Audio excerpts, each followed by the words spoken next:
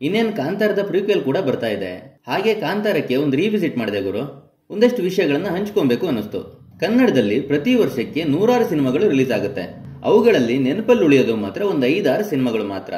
ನಮಗೆ ಕನ್ನಡದಲ್ಲಿ successful films ಅಂದ್ರೆ ಇತ್ತೀಚಿನ ದಿನಗಳಲ್ಲಿ ಮೊದಲು ನೆನಪಾಗೋದೆ KGF, ಕಾಂತಾರ, ಚಾರ್ಲಿ, ಒಂದಷ್ಟು ಸಿನಿಮಾಗಳು ಮಾತ್ರ. ಯಾಕಂದ್ರೆ ಆ ಸಿನಿಮಾಗಳ ರೀಚ್ ಆ ರೇಂಜಲ್ಲಿತ್ತು. ಪ್ರತಿ ಸಿನಿಮಾಗೂ ಅಷ್ಟೇ ಎಫರ್ಟ್ ಹಾಕಿದ್ರು ಯಾಕೆ ಸಕ್ಸಸ್ ಆಗ್ತಾ ಇಲ್ಲ? ಸಕ್ಸಸ್ ಇರಲಿ, ನೆನಪಲ್ಲಿ ಕೂಡ ಉಳಿತಾ ಇಲ್ಲ. ಈ ಸಿನಿಮಾಗಳು ಮಾತ್ರ ಯಾಕೆ ಅಷ್ಟು ರೀಚನ್ನು ಪಡ್ಕೊಳ್ತು? ಇದರ ಹಿಂದಿನ ಗುಟ್ಟೇನು ಅನ್ನೋದನ್ನ ಒಂದಷ್ಟು ಅನಲೈಸ್ ಮಾಡೋಣ ಬನ್ನಿ. ಅದಕ್ಕೂ ಮುಂಚೆ ನಮ್ಮ ಚಾನಲ್ಗೆ ಹೊಸಬ್ರಾಗಿದ್ರೆ ವಿಡಿಯೋ ಪೂರ್ತಿಯಾಗಿ ನೋಡಿ. ಇಷ್ಟ ಆದರೆ ಸಬ್ಸ್ಕ್ರೈಬ್ ಮಾಡ್ಕೊಳ್ಳಿ, ಇನ್ನೂ ಇಷ್ಟ ಆದರೆ ನೋಟಿಫಿಕೇಶನ್ ಆನ್ ಮಾಡ್ಕೊಳ್ಳಿ, ಇನ್ನೂ ಜಾಸ್ತಿ ಇಷ್ಟ ಆದರೆ ಪಕ್ಕದಲ್ಲಿರೋರ್ಗೂ ಸಜೆಸ್ಟ್ ಮಾಡ್ಬಿಡಿ. ಈಗ ವಿಷಯಕ್ಕೆ ಬರೋಣ. ಒಂದು ಸಿನಿಮಾಗೆ ಏನು ಮುಖ್ಯ ಆಗುತ್ತೆ? ಜನರಿಗೆ ಏನು ಇಷ್ಟ ಆಗುತ್ತೆ? ಅಫ್ಕೋರ್ಸ್ ಜನ ಎಂಟರ್ಟೈನ್ಮೆಂಟ್ಗೋಸ್ಕರನೇ ಸಿನಿಮಾಗೆ ಬರೋದು.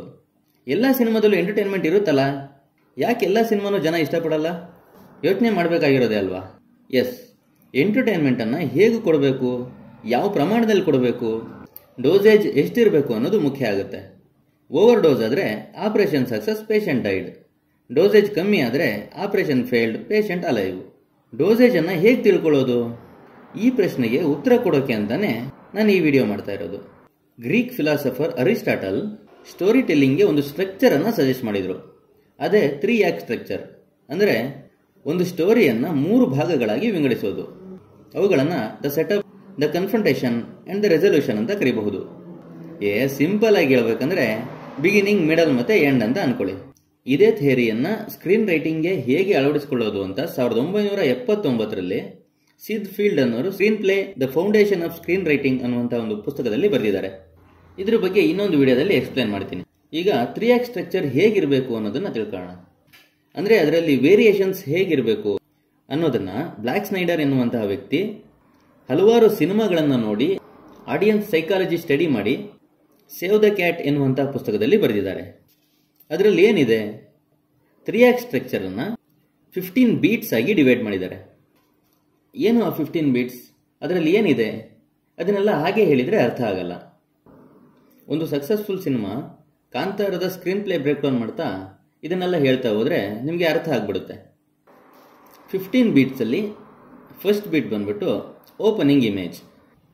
ಅಂದರೆ ಒಂದೇ ನೋಟದಲ್ಲಿ ಸಿನಿಮಾದ ಲುಕ್ ಆ್ಯಂಡ್ ಫೀಲ್ ಏನು ಅನ್ನೋದನ್ನು ಹೇಳುವಂಥದ್ದು. ಯೂಶುವಲ್ ಆಗಿ ಇದು ಸಿನಿಮಾದ ಫೈನಲ್ ಇಮೇಜ್ಗೆ ಆಪೋಸಿಟ್ ಆಗಿರುತ್ತೆ. ಕಾಂತಾರದಲ್ಲಿ ರಾಜನ ಒಂದು ಬ್ಯಾಕ್ ಸ್ಟೋರಿ ಬರುತ್ತೆ. ಅದರಲ್ಲಿ ರಾಜ ನೆಮ್ಮದಿಗಾಗಿ ತನ್ನ ಜಾಗವನ್ನು ಊರಿನವರಿಗೆ ಬಿಟ್ಟುಕೊಟ್ಟು ದೈವಕ್ಕೆ ಶರಣಾಗ್ತಾನೆ. ಇದು ಓಪನಿಂಗ್ ಇಮೇಜ್ ಆಗುತ್ತೆ. ಸೆಕೆಂಡ್ ಬೀಟ್ ಬಂದ್ಬಿಟ್ಟು ಥೀಮ್ ಸ್ಟೇಟೆಡ್. ಅಂದರೆ ಸಿನಿಮಾದ ಥೀಮ್ ಏನು, ಕಥೆಯ ಗೋಲ್ ಏನು, ಕಥೆ ಹೇಗೆ ಸಾಗುತ್ತೆ ಅನ್ನೋದನ್ನು ಒಂದು ಸೀನ್ ಅಥವಾ ಒಂದು ಇನ್ಸಿಡೆಂಟ್ ಮುಖಾಂತರ ಹೇಳೋದು. ಕಾಂತಾರದಲ್ಲಿ ಎಕ್ಸಾಂಪಲ್ ಕೊಡೋದಾದರೆ ಸೆಕೆಂಡ್ ಬ್ಯಾಕ್ ಸ್ಟೋರಿ ಬರುತ್ತಲ್ವಾ, ಧಣಿ ದೈವದ ಬಳಿ ಭೂಮಿಯನ್ನು ವಾಪಸ್ ಕೇಳುವಂತಹ ದೃಶ್ಯ. ಆ ಜಾಗ ಧಣಿಗಳಿಗೆ ವಾಪಸ್ ಹೋಗುತ್ತಾ ಅಥವಾ ಊರವ್ರದಾಗೆ ಉಳಿಯುತ್ತಾ ಅನ್ನೋದೇ ಸಿನಿಮಾದ ಥೀಮ್. ಇನ್ನು ಥರ್ಡ್ ಬೀಟ್ ಸೆಟಪ್. ಇದರಲ್ಲಿ ವರ್ಲ್ಡ್ ಎಸ್ಟಾಬ್ಲಿಷ್ಮೆಂಟ್, ಕ್ಯಾರೆಕ್ಟರ್ ಇಂಟ್ರೊಡಕ್ಷನ್, ಆ ಪಾತ್ರ ಹಿಂದೇನಾಗಿತ್ತು, ಮುಂದೆ ಏನು ಮಾಡೋಕೆ ಹೊರಟಿದೆ ಅನ್ನೋದನ್ನೆಲ್ಲ ಪರಿಚಯಿಸೋದು. ಕಾಂತಾರದಲ್ಲಿ ಇದು ನಿಮಗೆ ಸರಳವಾಗಿ ಅರ್ಥವಾಗಿಬಿಡುತ್ತೆ. ಶಿವ ಪಾತ್ರದ ಇಂಟ್ರೊಡಕ್ಷನ್, ಕಂಬಳ, ಕೋಳಿ ಫೈಟ್, ಧಣಿ ಪರಿಚಯ, ಫಾರೆಸ್ಟ್ ಆಫೀಸರ್ ಮುರಳಿ ಪರಿಚಯ, ಬಹುತೇಕ ಎಲ್ಲ ಪಾತ್ರಗಳ ಪರಿಚಯ ಕೂಡ ಇಲ್ಲಿ ಬರುತ್ತೆ. ನೆಕ್ಸ್ಟ್ ಬರೋದು fourth beat catalyst. Blake Snyder ಅವರ 3 ಆಕ್ಟ್ ಸ್ಟ್ರಕ್ಚರಲ್ಲಿ ಇನ್ಸೈಟಿಂಗ್ ಇನ್ಸಿಡೆಂಟ್ ಅಂತ ಕರೀತಾರೆ. ಒಂದು ಇನ್ಸಿಡೆಂಟ್ ನಡೆಯುತ್ತೆ, ಅದರಿಂದ ಒಂದಷ್ಟು ಪ್ರಶ್ನೆಗಳು ಅಥವಾ ಒಂದಷ್ಟು ಸವಾಲುಗಳು ಹುಟ್ಕೊಳ್ಳುತ್ತೆ. ಕಾಂತಾರದಲ್ಲಿ ಫಾರೆಸ್ಟ್ ಆಫೀಸರ್ ಮುರಳಿ ಮತ್ತು ಶಿವನ ಮೊದಲ ಭೇಟಿಯನ್ನು ಇನ್ಸೈಟಿಂಗ್ ಇನ್ಸಿಡೆಂಟ್ ಅಂತ ಕರೀಬಹುದು. ಇದು ಮುಂದೆ ನಡೆಯುವಂಥ ಎಷ್ಟೋ ಘಟನೆಗಳಿಗೆ ಒಂದು ಕ್ಲೂ ಕೊಡುತ್ತೆ. ಈ ಸೀನ್ ತುಂಬ ಕಡಿಮೆ ಸಮಯ ಇದ್ದರೂ ಬಹಳಷ್ಟು ವಿಷಯಗಳನ್ನು ಕನ್ವೆ ಮಾಡುತ್ತೆ. ಫಿಫ್ತ್ ಬೀಟ್ ಬಂದ್ಬಿಟ್ಟು ಡಿಬೇಟ್. ಈ ಬೀಟ್ನಲ್ಲಿ ಒಂದಷ್ಟು ಗೊಂದಲಗಳಿರುತ್ತೆ. ಸಾಧ್ಯ ಅಸಾಧ್ಯ ಎನ್ನುವಂತಹ ಮಿಕ್ಸ್ಡ್ ಒಪಿನಿಯನ್ಸ್ ಇರುತ್ತೆ. ಕಾಂತಾರದಲ್ಲಿ ಜಾಗದ ಸರ್ವೆ ಶುರುವಾಗುತ್ತೆ. ಫಾರೆಸ್ಟ್ ಆಫೀಸರ್ ನಾನು ಯಾರಿಗೂ ಅಡ್ಜಸ್ಟ್ ಆಗಲ್ಲ, ಹೆಂಡ್ತಿನೇ ಬಿಟ್ಟೋದ್ಲು ಅನ್ನೋದನ್ನು ಸೂಚ್ಯವಾಗಿ ಹೇಳ್ತಾರೆ.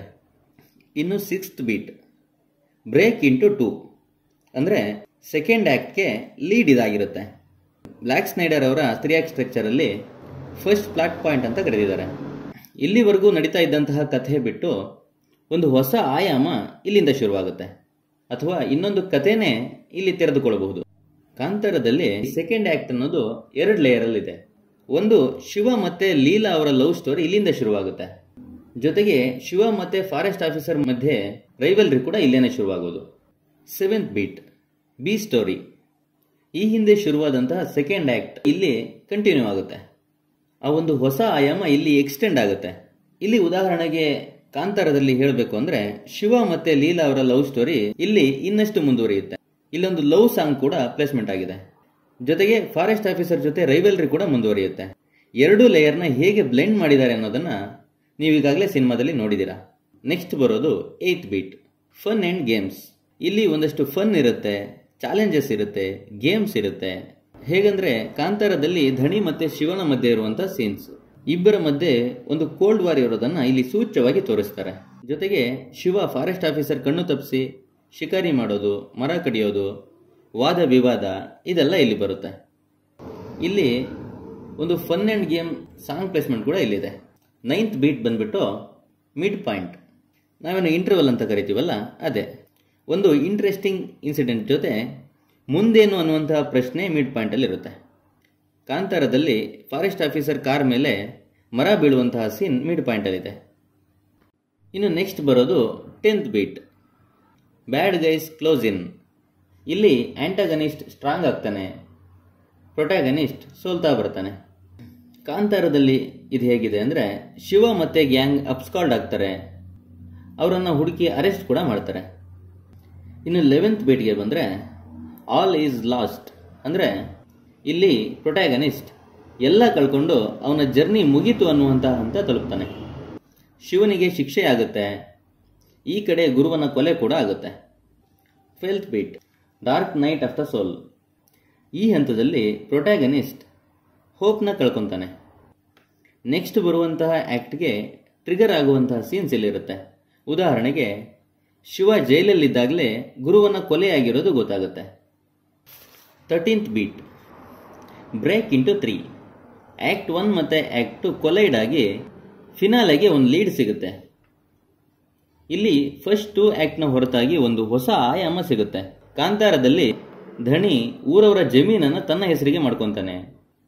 ಜೊತೆಗೆ ಗುರುವನನ್ನು ಕೊಲೆ ಮಾಡಿದ್ದು ಕೂಡ ಅವನೇ ಅಂತ ಶಿವನಿಗೆ ಗೊತ್ತಾಗುತ್ತೆ. ಅವನ ಮನೆಗೆ ಹೋಗಿ ಸವಾಲಾಗ್ತಾನೆ. ಫಾರೆಸ್ಟ್ ಆಫೀಸರ್ ಕೂಡ ಶಿವ ಮತ್ತು ಊರವರ ಜೊತೆಯಾಗಿ ನಿಲ್ತಾರೆ. 14th beat, the finale. ಊರವರೆಲ್ಲ ಒಂದಾಗಿ ಧಣಿಗಳ ವಿರುದ್ಧ ತಿರುಗಿ ಬೀಳ್ತಾರೆ. ಧಣಿಗಳ ಕಡೆಯವರಿಗೂ ಊರವರಿಗೂ ಒಂದು ದೊಡ್ಡ ಸಂಘರ್ಷ ಆಗುತ್ತೆ. ಒಂದು ಫೈಟ್ ಸೀನ್ ಬರುತ್ತೆ, ದೈವ ಬಂದು ಧಣಿಗಳನ್ನು ಸಾಯಿಸುತ್ತೆ. ಇನ್ನು 15th beat, the final image. ಇದು ಯೂಶುವಲಿ ಓಪನಿಂಗ್ ಇಮೇಜ್ಗೆ ಆಪೋಸಿಟ್ ಆಗಿ ಇರುತ್ತೆ. ದೈವ ಎಲ್ಲರ ಕೈ ಹಿಡಿದು ನೃತ್ಯ ಮಾಡುವಂತಹ ದೃಶ್ಯದ ನಂತರ ಬರುವಂತಹ ಅವರೂ ಸಹ ಮಾಯವಾದ್ರ ಅಂತ ಕೇಳುವಂತಹ ಒಂದು ದೃಶ್ಯ ಫೈನಲ್ ಇಮೇಜ್ ಆಗುತ್ತೆ. ಇದು ಫಸ್ಟ್ ಇಮೇಜ್, ಇದು final image. See the difference. 3 act structure ಮತ್ತು save the cat beat sheet ಅನ್ನೋದು ಒಂದು ಥಿಯರಿ ಅಷ್ಟೇ, ಇದು ಕಂಪಲ್ಸರಿ ಏನಲ್ಲ. ಬಟ್ ಬಹುತೇಕ ಹಾಲಿವುಡ್ ಸಿನಿಮಾಗಳು ಈ ಥಿಯರಿಯನ್ನು ಯೂಸ್ ಮಾಡಿ ಸ್ಕ್ರೀನ್ ಪ್ಲೇ ಮಾಡೋದು. ಜುರಾಸಿಕ್ ಪಾರ್ಕಿಂದ ಹಿಡಿದು ಅವೆಂಜರ್ಸ್ವರೆಗೂ ಇದೇ ಥಿಯರಿಯಲ್ಲೇ ಸ್ಕ್ರೀನ್ ಪ್ಲೇ ಇರೋದು. ಆಡಿಯನ್ಸ್ ಮೈಂಡ್ ಸೆಟ್ ಗೊತ್ತಿಲ್ಲದೆ ಸುಮ್ಮನೆ ಹೇಗೋ ಸಿನಿಮಾ ಮಾಡೋದ್ರ ಬದಲು ಈ ಥಿಯರಿ ಬಳಸಿದರೆ ಹೊಸಬ್ರ ಕೆಲವು ಸಿನಿಮಾಗಳು ಇನ್ನೂ ಬೆಟರ್ ಆಗ್ಬೋದು ಅನ್ನೋದು ನನ್ನ ಭಾವನೆ. ಈ ಅನಲೈಸೇಷನ್ ಬಗ್ಗೆ ನಿಮಗೇನು ಅನಿಸುತ್ತೆ ಹಾಗೆ ಕಮೆಂಟಲ್ಲಿ ಹಾಕ್ಬಿಡಿ. ಕೊನೆಯದಾಗಿ ನಮಗೂ ನಿಮಗೂ ಸೇರಿಸಿ ಎಲ್ರಿಗೂ ಒಳ್ಳೆಯದಾಗಲಿ. ಬಾಯ್.